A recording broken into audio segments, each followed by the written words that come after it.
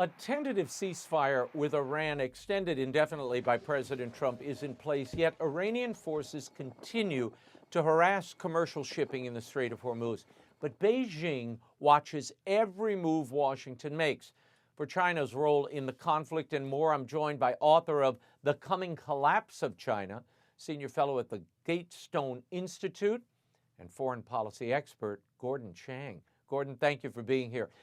We now have what is called a ceasefire, and yet Iranian forces continue to target these commercial shipping vessels in the Strait. The Trump administration is calling this progress. You've watched Iran operate for decades. Is this a genuine pause, or are we watching Iran buy time while the missiles are still flying? I think Iran is just trying to buy time. They believe that the only way that they can survive this is if the American public forces President Trump to back down. So time works in Iran's favor, and China, of course, is helping Iran delay this. At some point, though, President Trump is going to lose patience. And I think that if he loses patience sooner rather than later, that's good for us because we can finally get this war over. The U.S. has moved to essentially blockade Iran's oil exports through the Strait. Some analysts argue this is the most significant pressure campaign against Iran in a generation. But others say enforcement is porous, Gordon. How effective is this blockade we keep hearing so much about? I think the blockade is effective. And we got to remember this blockade not only covers the entrance to the Strait of Hormuz, it also is in effect worldwide. And that was clear when we saw the Tafani, an Iranian tanker carrying oil to China, was intercepted south of Sri Lanka, between Sri Lanka and Indonesia. That's well far from Iran. And that's a good sign that the US is actually going and getting these tankers that previously left the Strait of Hormuz before the blockade went into effect. Iran is sitting on tens of millions of barrels of oil that cannot be shipped, and crude oil does have a limited shelf life in those tankers, which may be lost on some people. At a certain point, it degrades. Gordon, in your estimation, how long can Iran sustain this kind of economic hemorrhage? And was this blockade a rather smart move on the part of the U.S.? The blockade was an excellent move on the part of the US. The answer to your question about how long really depends on not only the blockade, but also shutting down those pipelines that Iran has. So we have to go after all of their oil. And to the extent that we can, we need to go after its accounts. Some of those accounts are in dollars. We can affect those because every dollar clears in New York, which means the Secretary of Treasury can cut those off with the stroke of a pen. Now, a lot of Iran's trade these days is done in renminbi. That is generally beyond our ability to influence and stop.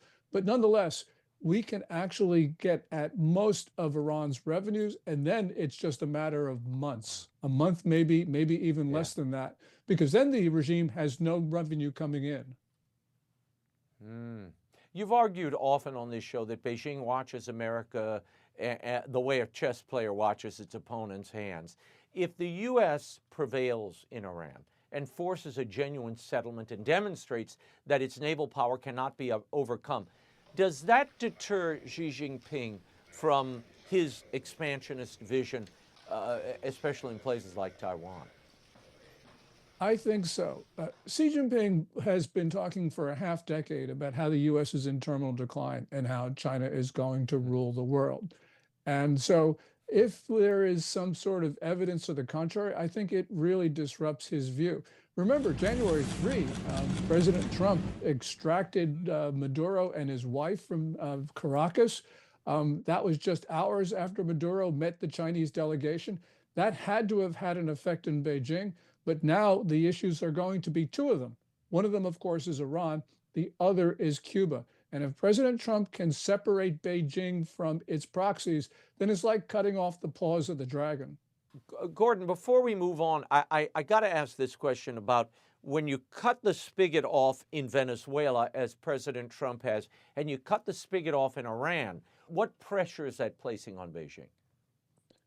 It's certainly putting a lot of pressure on Beijing because we know that China gets somewhere like 45 to 50% of its imported oil through the Strait of Hormuz. Gas and diesel prices spiked in the first days of the war, but we're seeing some very interesting information in the last couple days, Raymond. We know that the run rates at the Chinese refineries are well below basically COVID levels, 2022 levels. They're below 70% utilization. And people are saying, well, that's because they don't have the crude oil. But also, we've seen the two major Chinese oil producers, they have sold oil for May loadings. And that's an indication that maybe they don't need the oil. And maybe that's an indication that just general demand in China is much lower and that the economy is much more fragile than we think. We don't know, Raymond, but Wow. these are very tantalizing signs pointing to something that we hadn't thought about in the last couple days. There's a renewed push in Congress this week to close the so-called birthright citizenship loophole. The argument is specifically tied to China because Chinese nationals have been for a long time flying into the United States. You've talked about this for years. They fly in, they give birth, securing American citizenship for their children, and then they return home.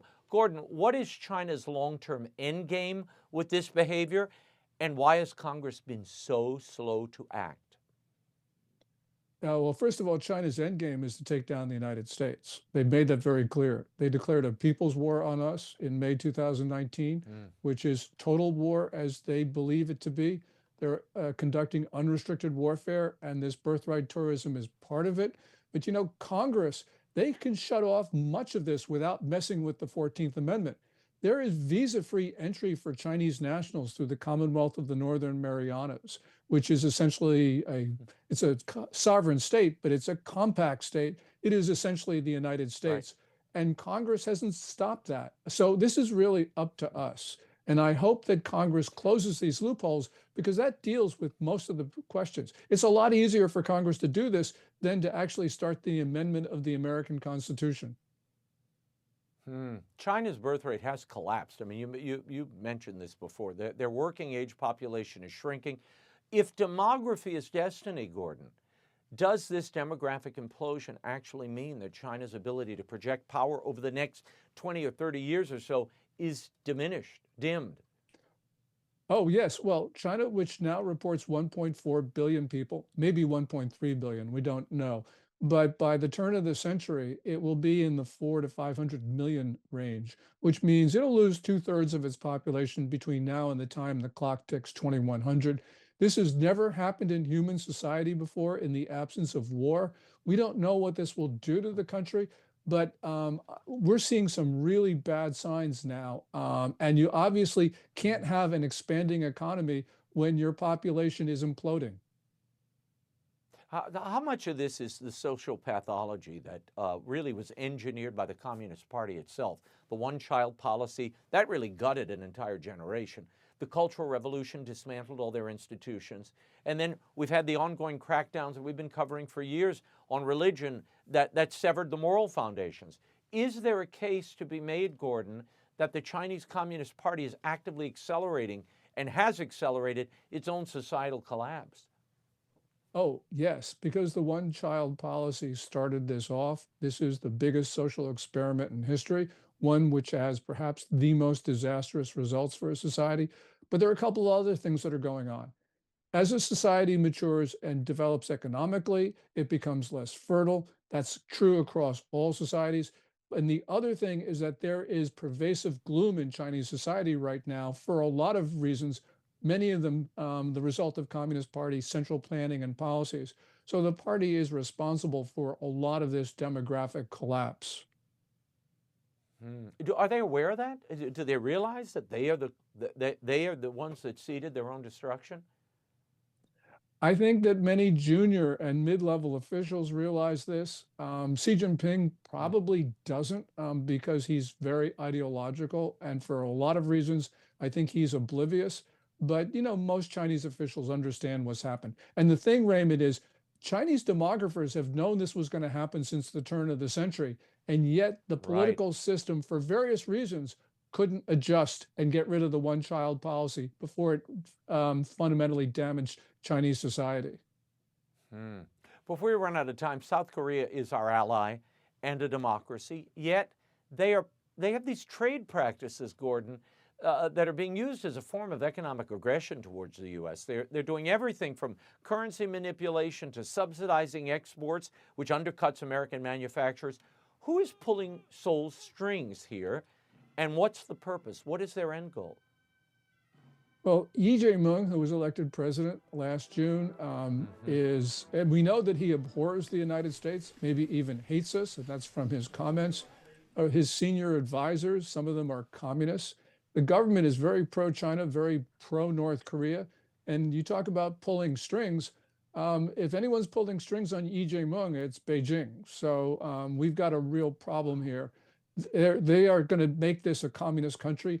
And arguably, Raymond, South Korea is no longer a democracy. People will disagree with me on this, but 6 months from now, it won't be a democracy for sure.